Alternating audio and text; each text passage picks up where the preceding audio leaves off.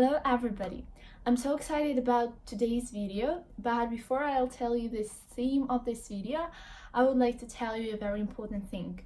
I won't be able to make videos in 3 or 4 weeks, unfortunately, but I hope that after this period I will have awesome vlogs because I go traveling with my family, and I hope that I will make some great videos for you guys. So the theme of today's video is education in Russia, and I will tell you about the structure of education at schools. So if you are interested, continue watching this video.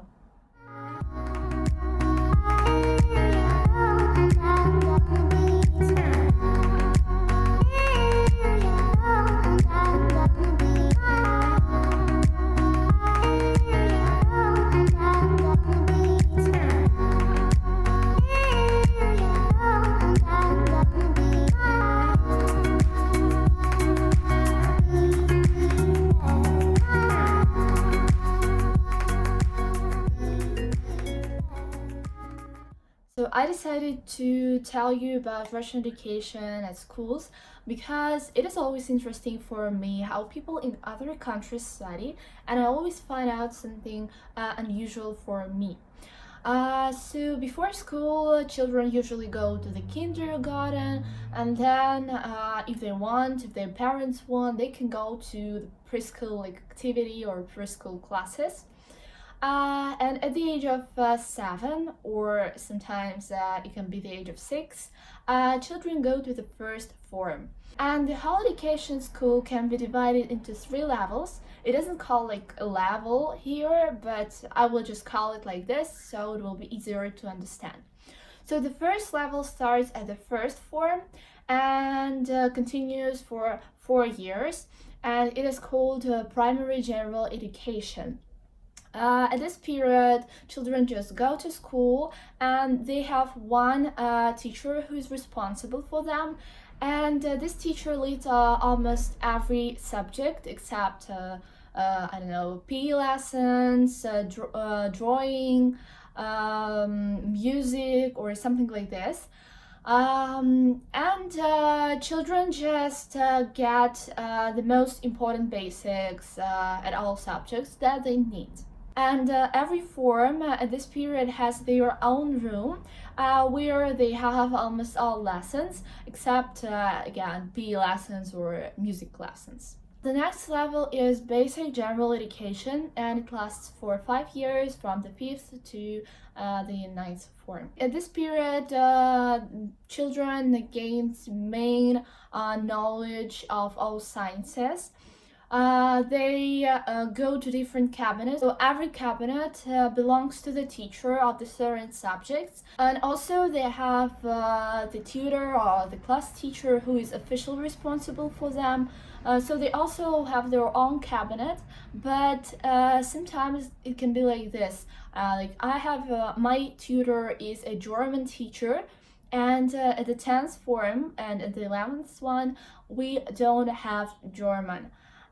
So it's just our cabinet, but we don't have lessons there. And at the end of the 9th form, at the end of the middle school, children have the state final certification.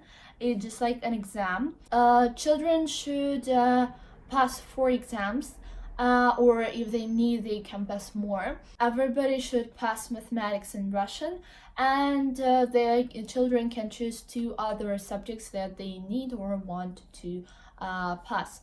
So in my case, these subjects were social study and English. And also at the end of the 9th form, children have a sort of prom, but we just had a concert, you know, and we gained our certificates of basic general education. After all these things, children have 2 ways. The first one is to leave school and to go to the college, and after finishing college, they will gain the secondary vocational education, after which they can go to work or they can continue studying at the university. And the other way is to continue studying at school.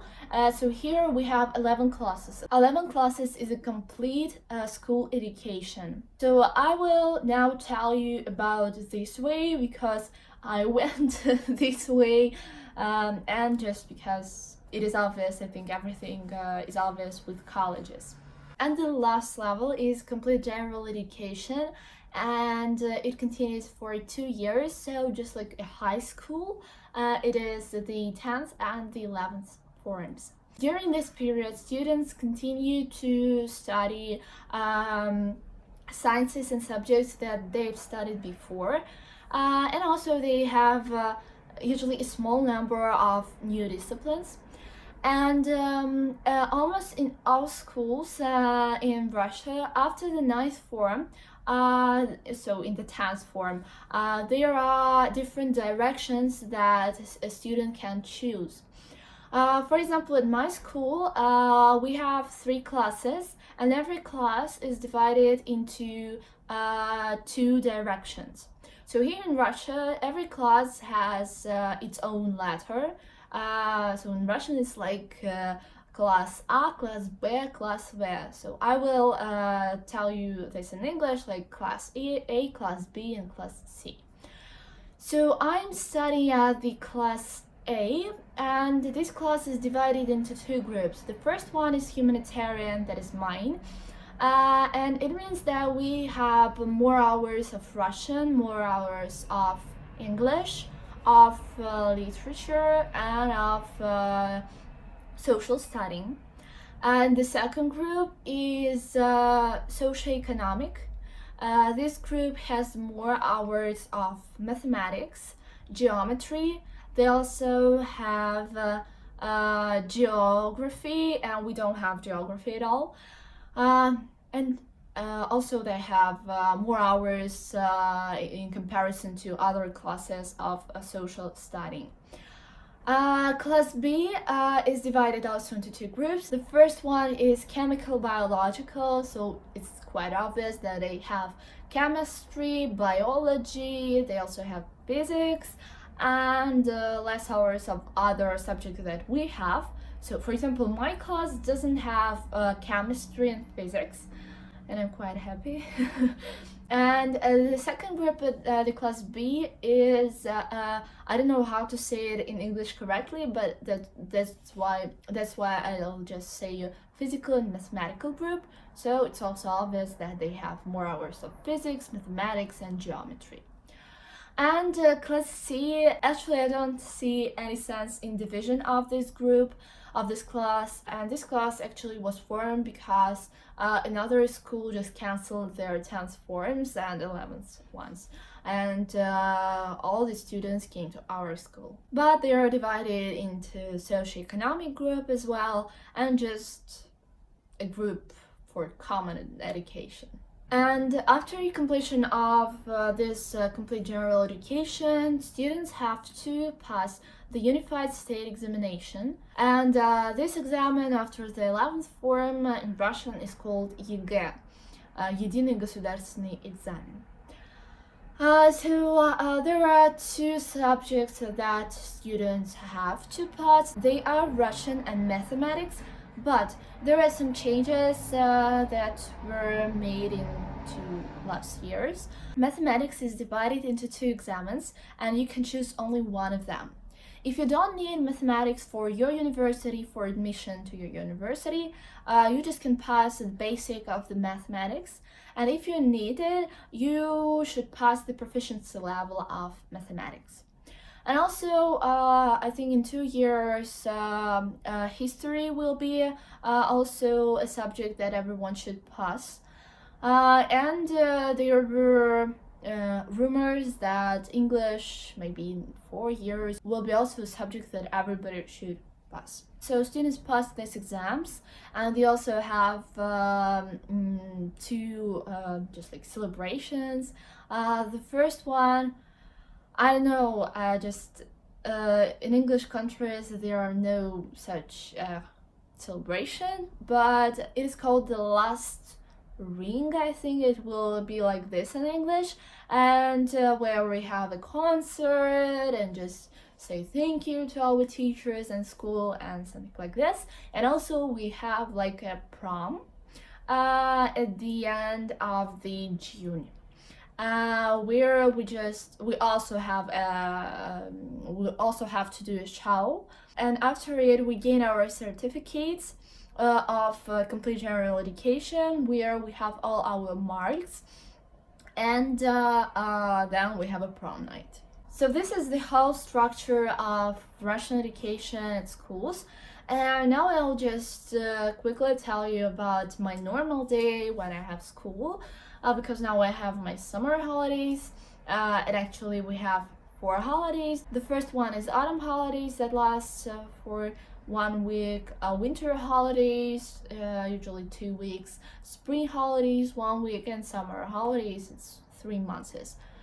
Because we start our school year on the 1st of September, and it's just like the day of knowledge. So my normal day school looks like this. I usually wake up at 6 or 6:30. It depends on season, because sometimes there are a lot of traffic jams, and sometimes there are not.